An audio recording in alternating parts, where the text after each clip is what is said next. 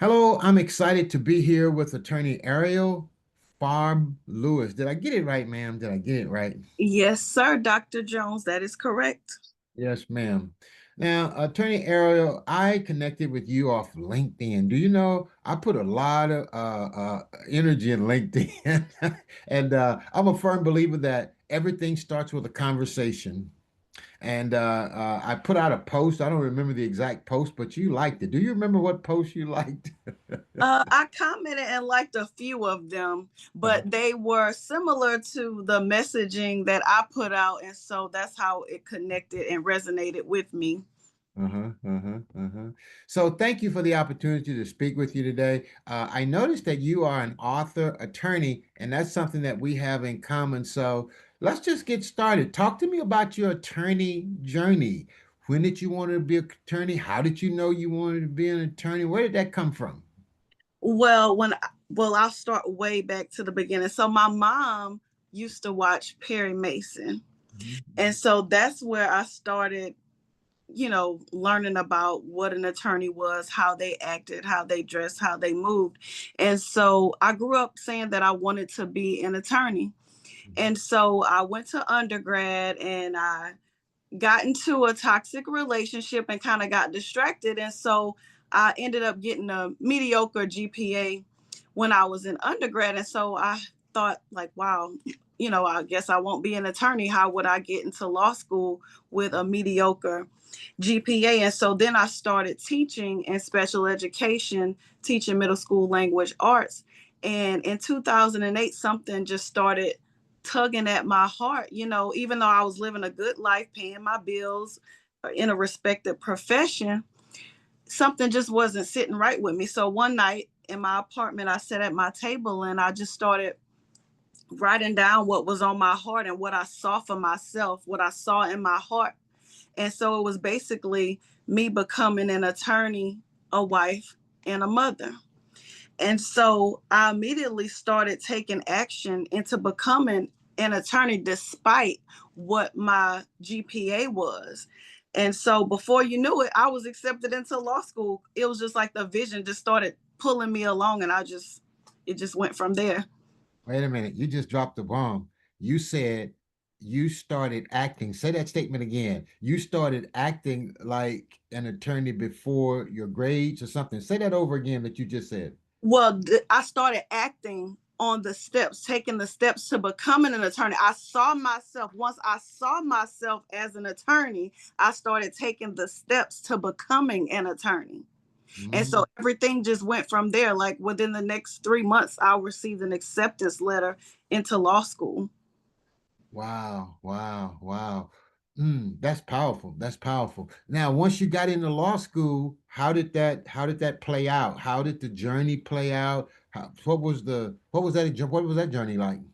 Well, in the vision that I wrote for my career to becoming an attorney, I wrote that, I thought that I wrote that I wanted to be number one in the class, but I looked at my vision recently and it said the top 5%. So I ended up being number two. So you have to be specific. I should have actually wrote the number one, but I ended up being number two in my class.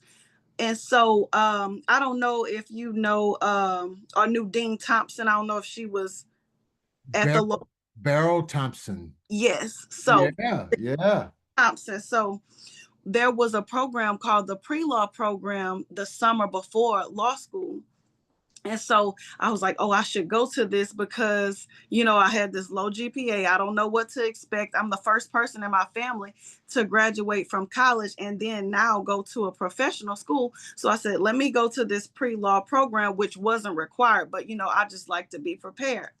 And so it was a little crash course on law school and it was really intimidating. And Miss Barrow has that strong presence. She wasn't the only professor there, but so we did work in that program, and so they met with us one by one at the end of the program. They looked at our grades and they looked at the work that we produced. And in my one-on-one meeting with her, she spoke life into me. She didn't even, based on the work that I did in the program, she didn't even care about my GPA. She told me that I would be at the top of my class. Whoa, whoa, whoa, whoa. That is beautiful. That is beautiful. Have you always been a writer? Has writing always been part of your DNA? Where did that come from? It's just always been a part of who I am. I've always written poems, I've always written songs or just journaled. Like I have so many notebooks. I just love to write. I love to write. Mm. What's your vision for your writing? Do you see writing as a hobby, as a business, as just something that's just a part of you? Where are you headed with your writing? Well, writing is who I am as far as my identity, being a writer, but I see myself being a profitable entity, making my book into a bankable book, into um I want it to be $1 million product, like other things to grow from the book and Mm. other books. So talking about a book, you're an author of a book.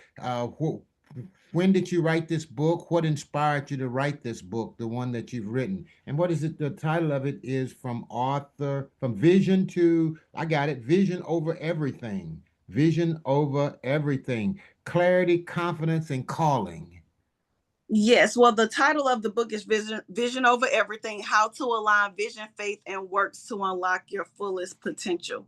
So that's the title of the book. And it's almost, I realized the reason why I wrote the book is because I realized all of the visions that I wrote in 2008 had been fulfilled. So I wrote the vision in 2008. And so I got accepted into law school in 2008. But obviously, you have to go to law school to become an attorney. So I did the part time evening program. And so I graduated law school and passed the bar in 2012. And that was another thing. See, I had that mediocre GPA. I graduated number two in my class and I passed the bar on the first try, just showing what happens when you lock into your vision. Because you can be mediocre if you want to, or you could be excellent if you want to. It's just what you choose to do. And so in 2019, I got married, I became a wife, and in 2020, I became a mother. And so after my kids were all potty trained and walking, I was like, hey, all my visions have been fulfilled. Let me write a book so that other people will know that they can transform their lives also. Mm. So what challenges did you have in writing this book or publishing this book? Did you self-publish? Did you do a publisher? Did you hire a coach? How did you do that? Well, I self published the book.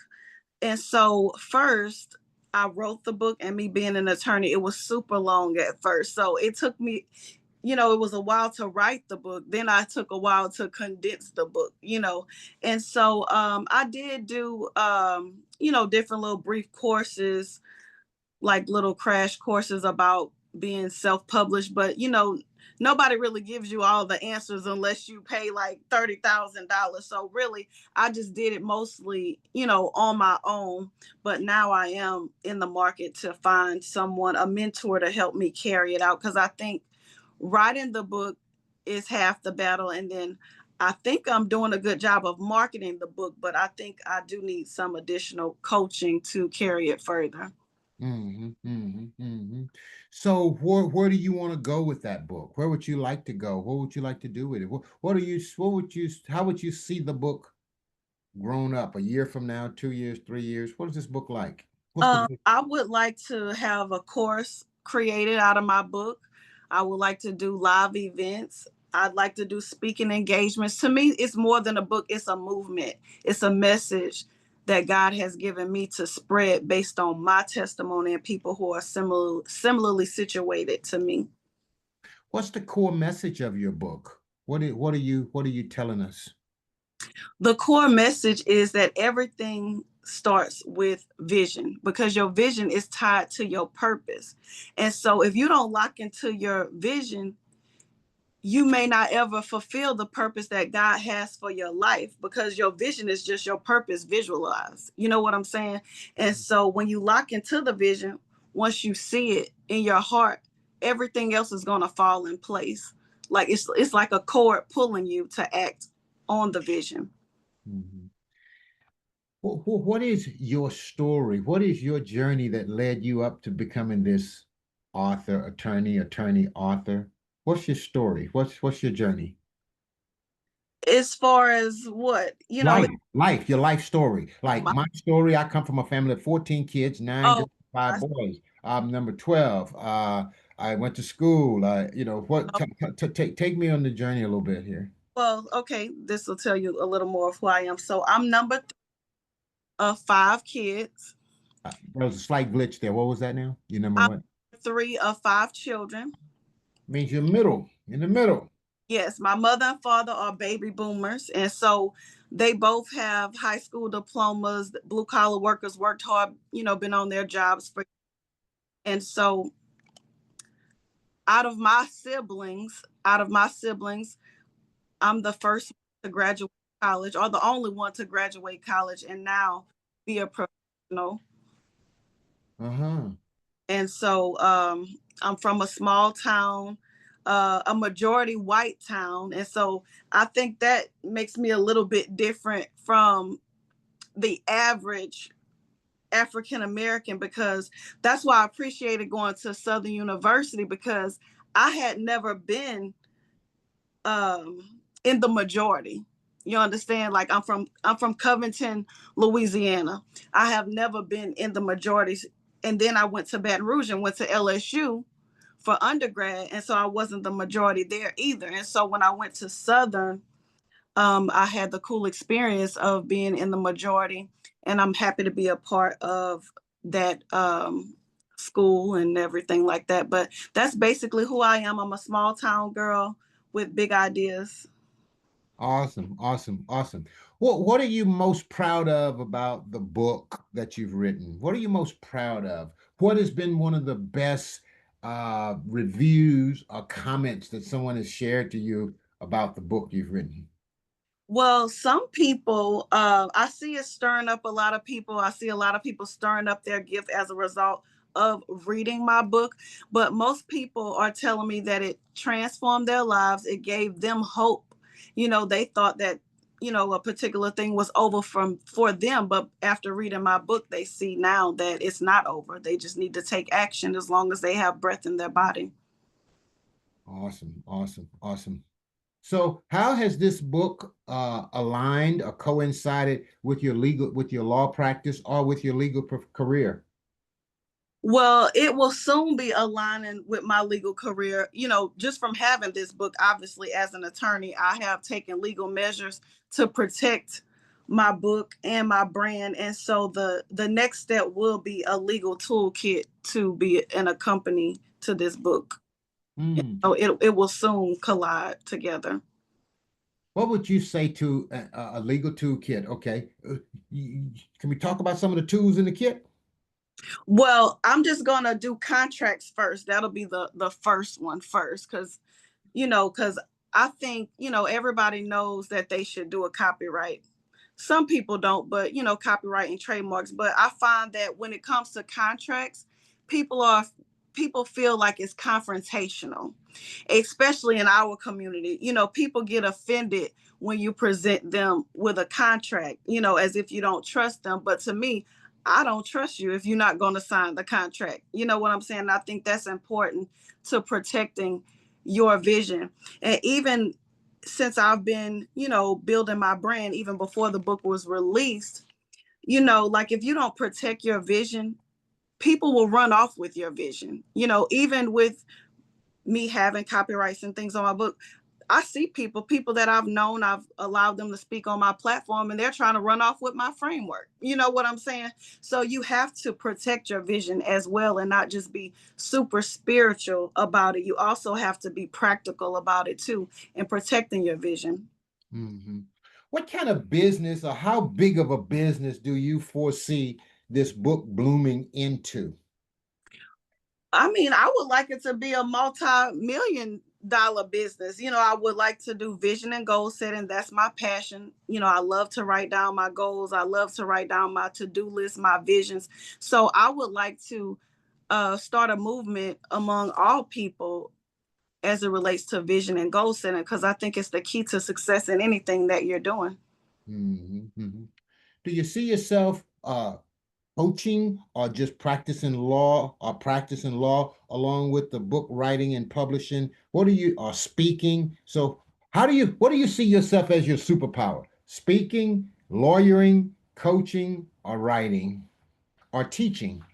Well, I like all of them, but I would like to find a way to always stay in the legal field to some extent. I love being a lawyer, whether it's just strategy. I've always been a litigator. For most of my career, I've been a litigator. But I would like to do coaching and help people with strategy and things like that. And I definitely want to be a speaker. That's one of my goals, to be a world renowned speaker like Les Brown and Lisa Nichols and people like that. Uh-huh, uh-huh, Awesome. Now you have a program for helping young ladies, teenage women. Tell us about that program and where did that come from? Well, that program was birthed out of mistakes that I feel I made, like distractions in undergrad. Because I've always been the person that was the girl. I've always made the best grades, I've always achieved at the highest level of excellence. But sometimes, regardless of how well you may have been raised, sometimes we get distracted by certain decisions that we make. And so I founded Pearls of Power to help young girls, just to be a part of that village, to help them with vision and goal setting, to increase high school graduation rates as well as college graduation rates, and also to help them set goals and to follow their dreams. Now, how often do you have that? Is that an annual event, or does that happen biannually? How often do you have these events? We have about 3 to 4 events a year.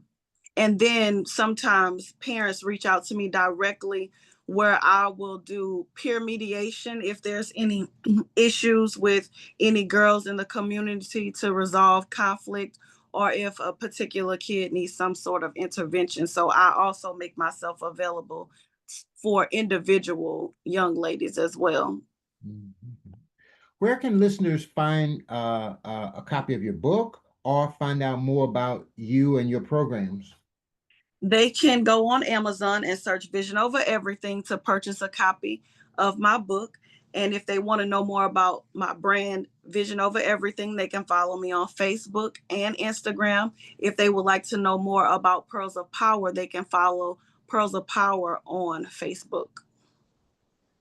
What would you say to other lawyers who want to leverage their voice like you're doing and become an author? What would you say to them? How can they leverage their voice through authorship?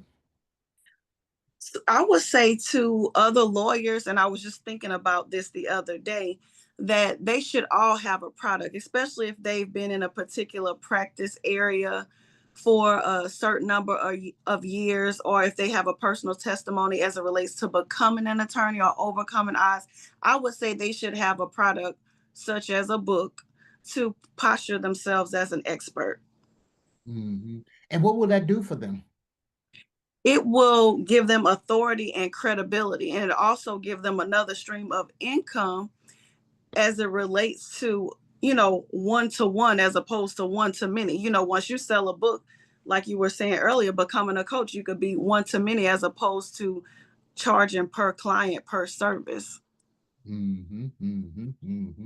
If there was one piece of advice or one piece of wisdom that you would give to an attorney that's listening to us right now to help who wants to write a book or who wants to do what you just said, stop trading time for dollars, but they want to leverage their knowledge and wisdom for passive income, what would you say to them?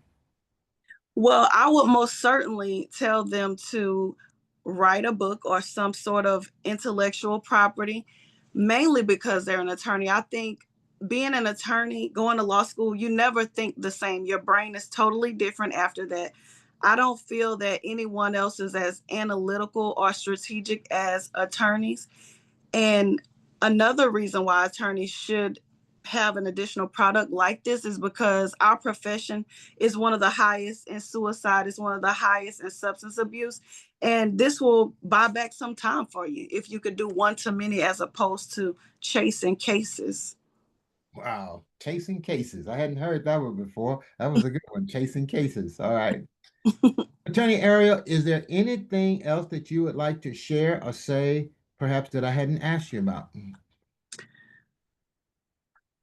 The only thing that I would like to say is for everyone to buy Vision Over Everything. It's not just a book, it's a movement, and you will definitely be inspired. And I was 25 years old when I wrote this book. It's for anyone who wants to be more or feel they're called to do more. But I would definitely say if you have a child that's 25 years old that you're trying to get on the right track, I think this will be the perfect book for them or for any women's empowerment group. Vision Over Everything. It's available on Amazon. You can go there and look it up. Vision Over Everything. Attorney Ariel Fabre Lewis is the author. And I just want to encourage you all to go grab your copy. You won't be disappointed. Thank you, Attorney Ariel, for this time. Thank you so much.